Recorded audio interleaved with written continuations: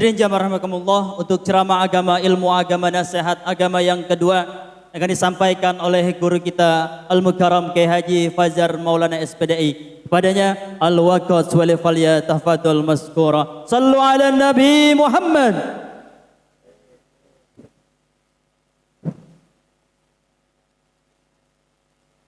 Assalamualaikum warahmatullahi wabarakatuh. Bismillahirrahmanirrahim. Alhamdulillah alladzi khalaqal mauta rahatan lil mu'minin. Wassalatu wassalamu ala imamil mursalin Sayyidina wa maulana Muhammadin wa ala alihi wa sahbihi ajma'in. Amma ba'du, faqad qala Allahu ta'ala fi kitabihil karim wa huwa asdaqul qailin wa'bud rabbaka hatta ya'tiyakal yaqin. Hadratal mukarramin wal muhtaramin, para alim, para kiai, para tuan-tuan guru, para hujjaj, para orang tua, tokoh masyarakat yang begitu banyak hadir pada malam hari ini, mulai dari yang tertua sampai yang termuda. Mohon maaf tidak saya sebut satu-satu namanya. Mudah-mudahan guru-guru kita yang hadir panjang umur, sehat walafiat.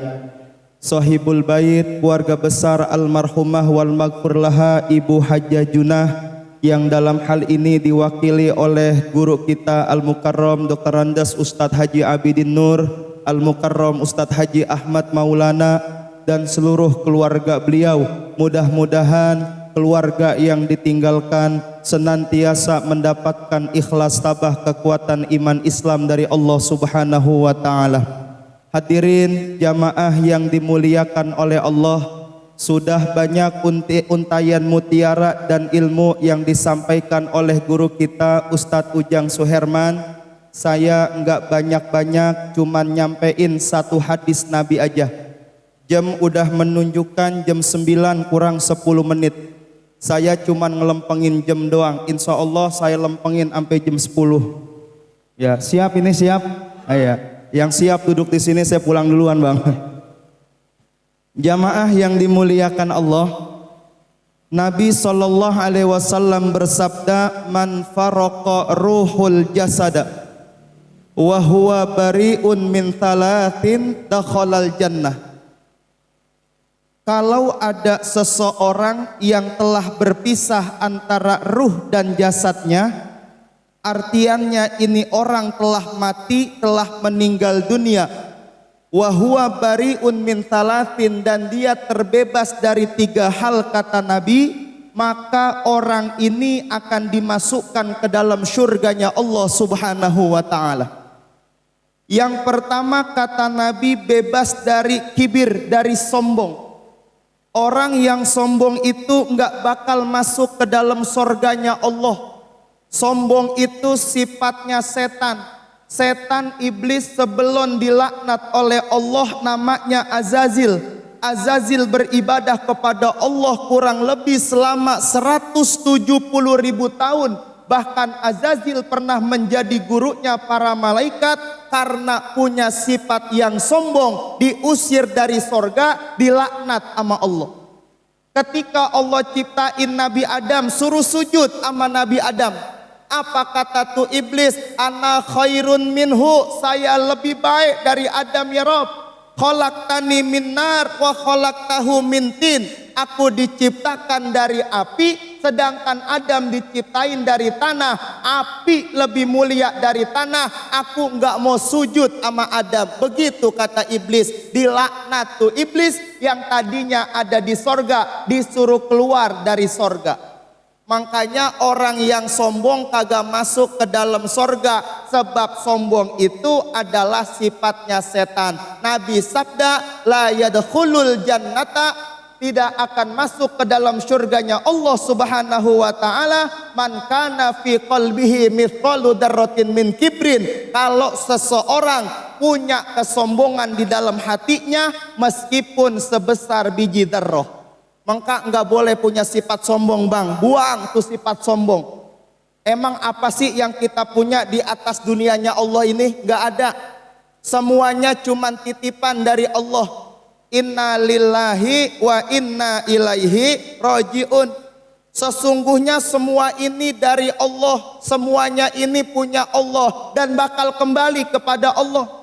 Yang kita punya di atas dunia ini bukan milik kita, cuman titipan. Harta kita, pangkat kita, jabatan kita, ilmu kita, itu hak rububiyah, hak ketuhanan yang kapan aja Allah mau ambil, itu hak Allah Subhanahu wa ta'ala.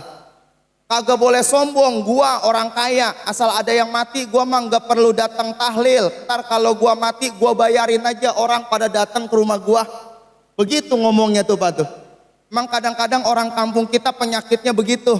Lempengan yang kaya yang mati sengalapan udah penuh kagak muat. Ustadz gak make diundang, wah dari ujung ke ujung ustadz semua isinya. Kaya yang datang, yang mati. Coba lempengan yang rada susah, lempengan yang rada miskin Pak. Ya Allah, 8:30 belum ada yang nongkrong. Yang tadinya nggak punya acara, pakai alasan gue punya acara, sono dulu. Begitu. Kagak boleh begitu tuh. Harta itu cuman titipan dari Allah. Kita nggak disebut orang kaya kalau nggak ada orang miskin. Semua di atas dunia saling butuh membutuhkan. Nggak bisa kita hidup sendirian Pak. Gua kaya nih misalnya. Ngapain gua butuh sama orang? Lah nggak bisa begitu Pak. Emang dia bisa disebut kaya kalau nggak ada yang miskin? Kemana dia mau sedekah? Bagaimana ntar kalau dia mau bangun rumah? Siapa yang bikin? Lah kalau kaya semua kagak ada yang bisa bikin rumah begitu Pak. Kita ngomong gua orang berilmu. Orang berilmu itu disebut berilmu karena ada yang bodoh. Disebut guru karena ada murid. Disebut ustadz karena ada jamaah. Kagak boleh kita jadi ustadz yang sombong. Begitu diundang sama orang, wah ilah Pak, pengen diundang ceramah aja kudu pakai manjerin. Emang kali beli motor pakai panjer? Ada yang begitu Pak, pengen ceramah pakai panjerin dulu, panjerin. Begitu dipanjerin kagak nyampe. Ada yang begitu tuh, ya Allah, jangan, kagak boleh. Kalau kita dikasih ilmu, kalau kita dititipin ilmu sama Allah, manfaatin itu untuk kepentingan umat, karena itu bakal dimintakan pertanggungjawaban oleh Allah. Nggak boleh tuh. Makanya guru saya ngomong begini, kagak boleh bangga kita kalau dibutuhin sama masyarakat. Kapan aja orang butuh sama kita, selagi kita sempat sehat, mau ngundang datang ke rumah kek, mau nelpon kek, mau WA kek, mau ketemu di jalanan, kalau emang sempet datang. Makanya saya dipesan sama guru saya begitu, asal ketemu di jalanan orang ngundang udah jadi aja udah. Nggak make susah-susah, nggak usah make ngasih DP-DP-an, kagak usah. Itu kalau emang kita sehat, kita panjang umur, ada waktu kita datang tuh ke rumah orang. Begitu Pak. Ya jangan make susah, jangan make nyulitin umat. Karena Nabi yang perintah kita, permudahlah, jangan dipersulit. Buatlah bahagia, jangan suka menakut-nakuti. Begitu pesannya Nabi. Makanya nggak boleh tuh kita bikin sulit umat. Ya, yang punya ilmu, manfaatin ilmu itu untuk kepentingan umat. Jangan make sombong, jangan make angkuh, jangan make bangga. Nggak boleh. Itu cuma titipan dari Allah Pak. Kalau Allah mau ambil, nggak pakai susah-susah, sekedipan mata hilang ilmu Bapak yang udah kita pelajarin berpuluh-puluh tahun Pak. Cerita nih, saya lagi zaman kuliah punya dosen. Itu dosen ngajarnya filsafat Islam sama Pancasila. Profesor, doktor, gelarnya panjang, brentet. Mahasiswa itu nggak ada yang nilainya A Pak sama dia. Jangankan A, B aja nggak ada. Kata dia nilai A itu sempurna khusus untuk Allah. B itu untuk guru, untuk dosen. Mahasiswa cukup C sama D aja. Begitu kata dia Pak. Saya pelajaran dia ngulang mulu. Iya. Nah, satu saat nih orang yang pinter, yang gelarnya profesor, doktor, dia ke kamar mandi. Pengen ngajar ke kampus, dia mandi Pak. Di kamar mandi kepleset, jatuh. Begitu jatuh kena penyakit namanya stroke. Memorinya hilang semua. Jangankan make pelajaran yang dia ajarin, sama keluarga, anak bininya aja yang setiap hari ketemu dia kagak kenal, Pak. Bagaimana sama pelajaran yang make dia pelajarin? Tuh Allah kalau mau ambil nggak make susah-susah, gampang banget. Makanya kita kagak boleh punya sifat sombong, karena sombong itu adalah pakaian Allah. Yang kita punya semua itu adalah titipan dari Allah Subhanahu wa Ta'ala. Jangan tuh, kagak boleh tinggalin. Makanya kita datang tahlil nih Pak, supaya hati kita yang angku, yang takabur biar baik, biar sembuh semuanya. Kenapa? Karena semua dari kita yang hadir malam hari ini pasti bakal ngerasain yang namanya mati, Pak. Mau suka nggak suka bakal mati, siap nggak siap bakal mati, mau takut mau berani bakal mati. Semua kita ini kan tinggal nunggu giliran doang nih Pak nih. Kapan waktunya kita nggak tahu, bisa jadi yang tua duluanan, yang muda belakangan, atau sebaliknya yang muda belakangan, yang tuaan duluan, bisa jadi begitu. Iya, kalau yang pantas memang yang tuaan duluan daripada yang muda gitu. Tibang namanya umur kita kagak tahu Pak. Ya Allah ya. Maka sama-sama yuk saudara yang dimuliakan Allah, jadiin ini nasihat buat kita yang masih hidup agar kita menjadi orang-orang yang lebih baik lagi. Insya. Itu yang pertama, kalau bebas dari sombong masuk ke dalam sorga. Yang kedua, yang terakhir, kata Nabi, selamat datang guru kita Kiai Haji Muhsin Thayyib ya. Ini orang tua kita dari Pedurenan baru sampai. Ya mudah-mudahan kita doain Kiai Muhsin biar panjang umur sehat walafiat. Amin ya robbal. Itu yang pertama tuh Pak. Kalau bebas dari sombong masuk ke dalam sorga. Yang kedua, minad dain kata Nabi. Orang itu kalau bebas dari utang gampang masuk ke dalam sorganya. Ini dengerin baik-baik nih Pak nih. Orang kalau dia bebas utang gampang masuk ke dalam sorganya. Rasulullah begitu pengen nyolatin jenazah, udah siap pengen nyolatin, malaikat Jibril turun. Kagak boleh Rasulullah nyolatin tuh jenazah.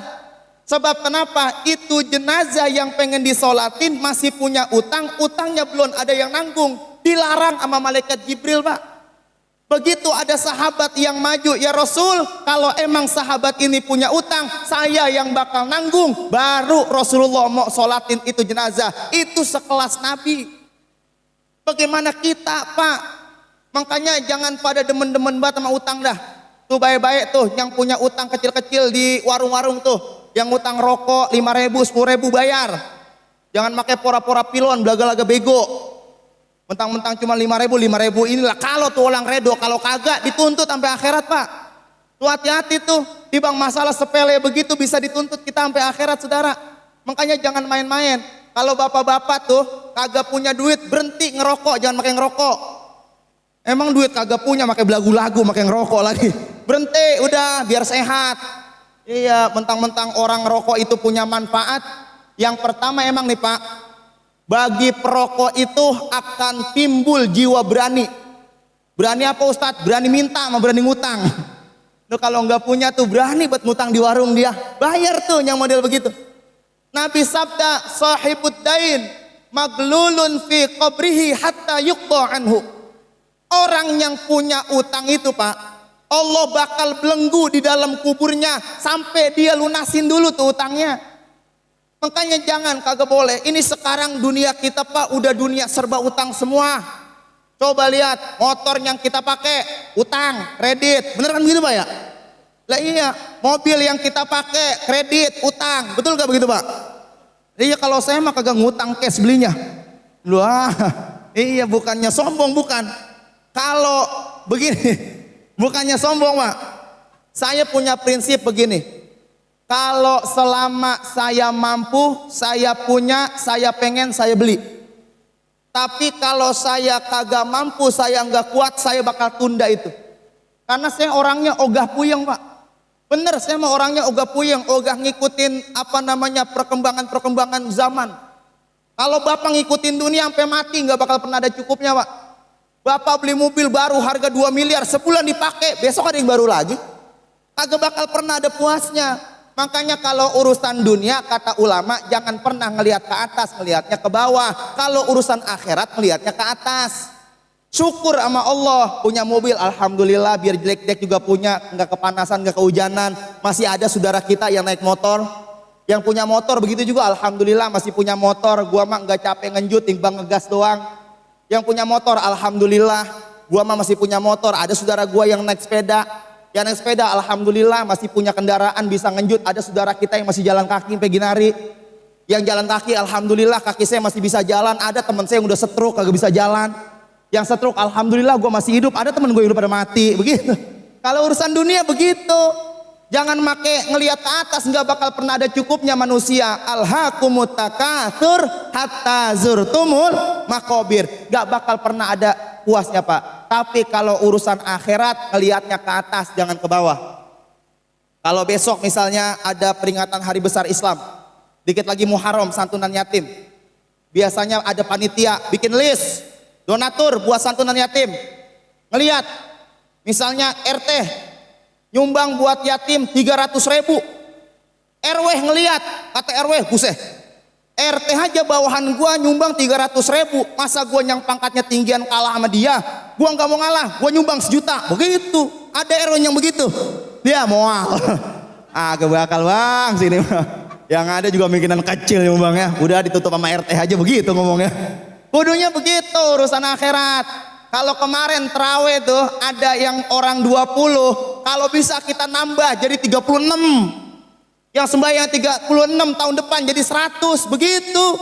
Ini udah bener-bener sembahyangnya 20 dipotong jadi 8. Kalau urusan akhirat jangan ngelihat ke bawah Pak, ngelihatnya ke atas. Tapi kalau urusan dunia ngelihatnya jangan pernah ke atas, ngelihatnya ke bawah. Ya oleh karena itu saudara yang dimuliakan Allah, hidup itu terakhir buat penutup nih. Hidup itu sebenarnya mudah. Allah udah jamin apa yang kita butuhin Pak. Semua rezeki kita udah dijamin sama Allah. Kalau urusan cuman tibang makan nih Pak, berapa banyaknya kita makan sih? Sepiring juga kuat sampai seharian itu Pak.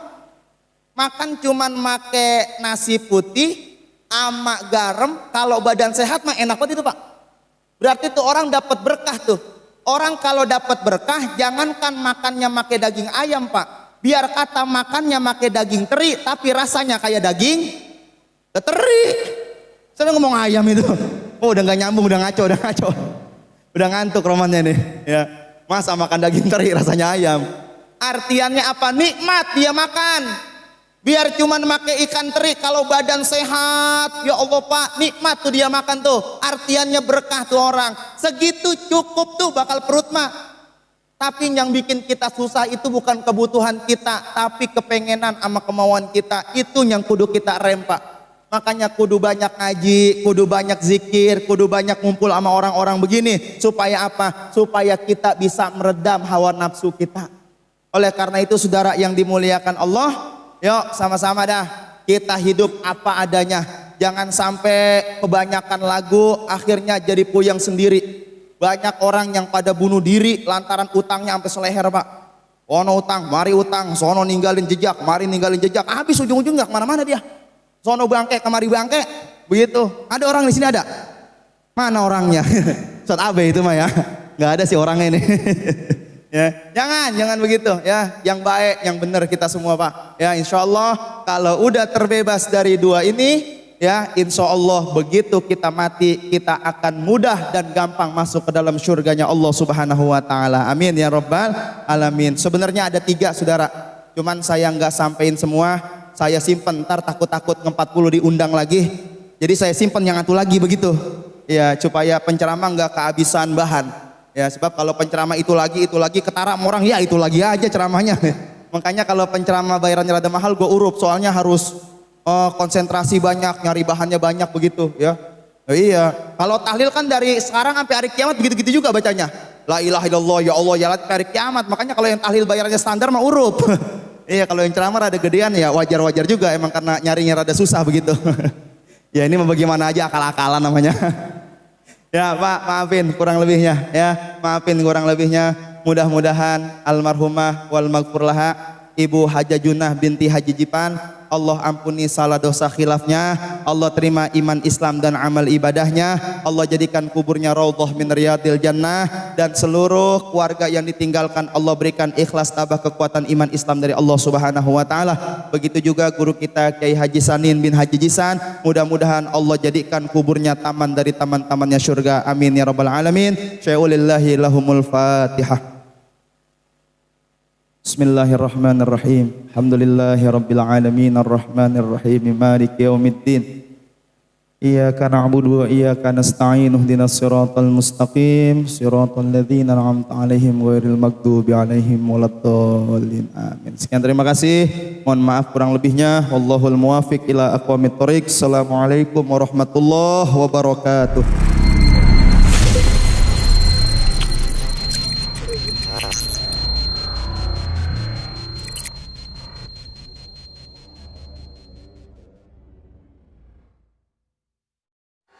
Dengan siaran langsung YouTube channel live streaming Fadlan Sel. Jadi setelah acara nanti bisa ditonton kembali, dilihat kembali di YouTube channel Fadlan Sel, dan jangan lupa untuk like, komen, subscribe untuk membantu siar dakwah agama Allah Subhanahu wa taala.